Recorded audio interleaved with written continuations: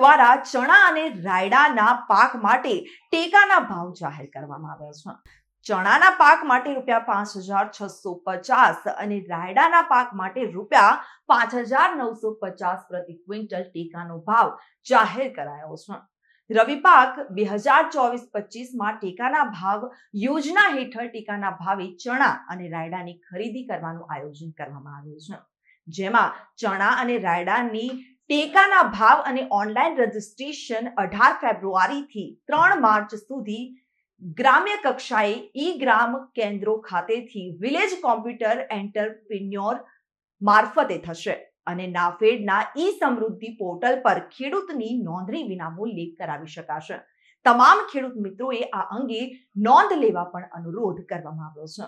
વિવિધ ખરીદી કેન્દ્રો પર રાજ્યોમાં ચણા અને રાયડાની ખરીદી 14 માર્ચના રોજથી કરવાનું સૂચિત કરવામાં આવ્યું હતું. રિપોર્ટર રાજુદાન ગઢવી, ચક્રવાત ન્યૂઝ સાથે સુરેન્દ્રનગર. ખેડૂત આગેવાન તરીકે આપ કહો છો. મારું નામ છગનભાઈ ઓગણભાઈ પટેલ, ગામ ખોલડા, તાલુકો વઢવાણ, જિલ્લો સુરનગર. હાલની અંદર સરકારશ્રી તરફથી નાફાડ તરફથી રાયડા અને ચણાની ખરીદીની કામગીરી 2 દિવસથી ચાલુ થઈ ગઈ છે, પરંતુ હાલની અંદર વીસીને જે છે એ મોટામાં મોટો પ્રોબ્લેમ એ પડે છે કે સાઈડ ઉપરથી કોઈ પણ વીસી ગમે તેટલી મહેનત કરે છતાં પણ કામગીરી થઈ શકતી નથી.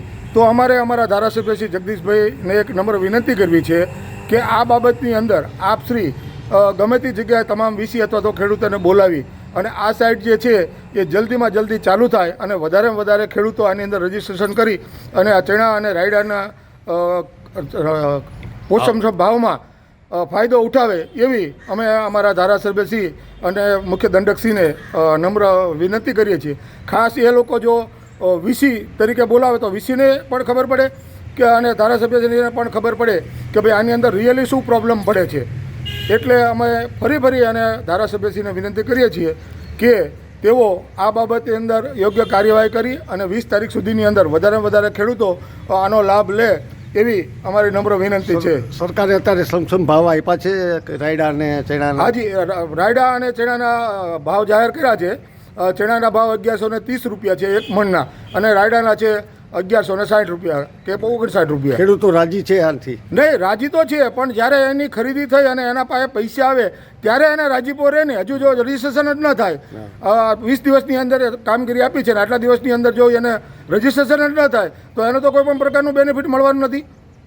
એટલે જગદીશભાઈને આપ વિનંતી કરો છો? હાજી, જગદીશભાઈને અમે વિનંતી કરીએ છીએ કે વધારેમાં વધારે ખેડૂતો આનો લાભ લઈ અને વધારેમાં વધારે ખરીદી MSPથી થાય એવી વિનંતી છે.